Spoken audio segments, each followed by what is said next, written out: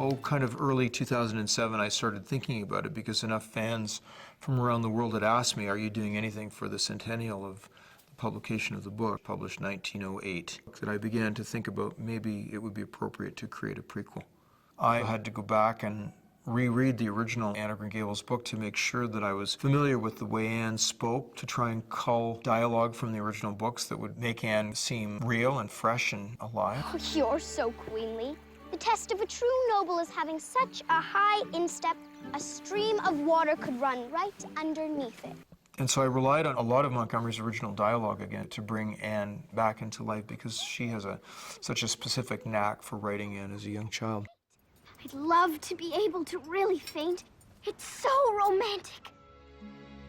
Certainly I was inspired by Dickens, and I would read the Brontes to try and get a flavor for what living conditions for children would have been during that time period, particularly if they were left to live in a poorhouse or an orphanage. And those sources are very helpful because even though they're fiction, they tend to give you a realistic view of what it would be like. But beyond that, for Anne's early years, the story just kind of took off. There were a few things that were in the original novel. The fact that Anne was sent to live with the Thomases, that Mr. Thomas was killed by a train, and that they were sent to Marysville to live with older Mrs. Thomas, a mother-in-law. So those were a few elements that existed in Anne's very sketchy early years in the original books that I was able to draw on to kind of fabricate an original story. I, of course, had to look long and hard into the psyche of Lucy Maud Montgomery because Anne is really an alter ego for L.M. Montgomery. Lucy Maud Montgomery's mother died in childbirth, and Lucy Maud's father remarried when she was a very young child and left Prince Edward Island and moved with his new wife to Prince Albert, Saskatchewan, and left L.M. Montgomery as a child in the care of her very strict Calvinistic grandparents. So I think when she began to conceive Anne Shirley as a character, it was really as a result of her own tragedy as a child and her being forced to create an imaginary world around herself, being forced to come up with, in some sense, an alter ego. So the story is really about an adult looking for their birth father because in the same way that Anne searches through the movie for her real father, Ella Montgomery spent most of her life trying to come to terms with the fact that she had completely disconnected from her father as a child and saw him very little as an adult. So that process, I believe, was what brought Anne into being. And so when I began to conceptualize a prequel, that was the seed for the story. And in some respects, it's less about Anne as a young girl and more about an older woman searching for her birth father. Many people want to know how I approach a story and why I approach a story in a certain way. And all I can tell you is that there are no rules or regulations for approaching any story. It kind of just bubbles up in the netherworld of your imagination. You have certain things that happen, and sometimes you draw on those things. For example, I had a conversation with a woman who had just described to me what it was like as a woman in her late 50s to go and try and find her birth father.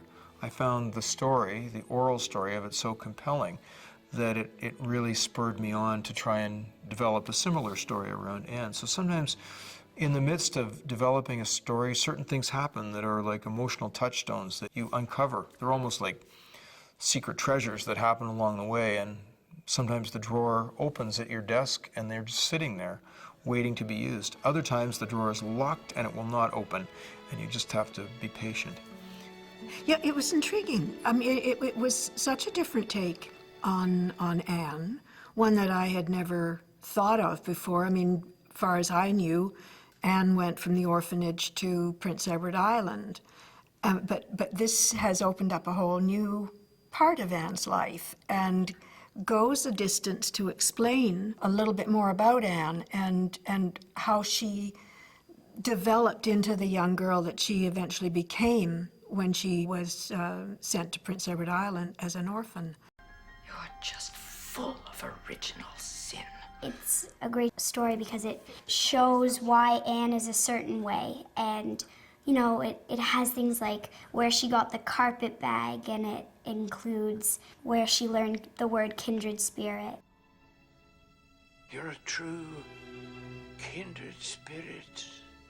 The script itself actually is what drew me. What I loved was the idea of the character of Anne as a little girl, of what she would become, you know, because one of the things about her as a child was her openness, because you couldn't kind of maintain that same sort of innocence that she had, but at the same time, it's the same person.